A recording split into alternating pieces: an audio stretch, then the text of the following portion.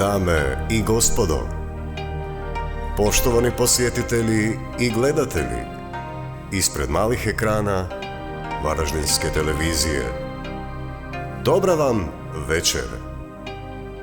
Dobrodošli u najljepši cvjetnjak Hrvatske, u grad Čakovec.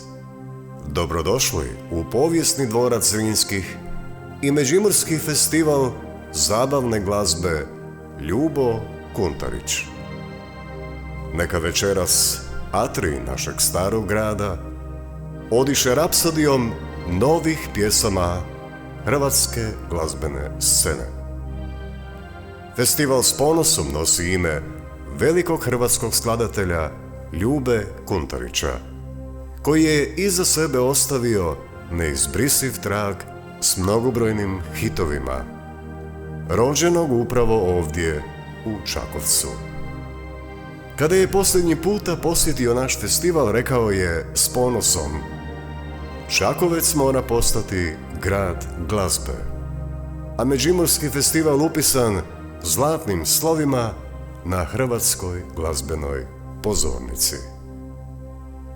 On to danas i zaslužuje. Dame i gospodo, vaš voditelj Branko Uvodić.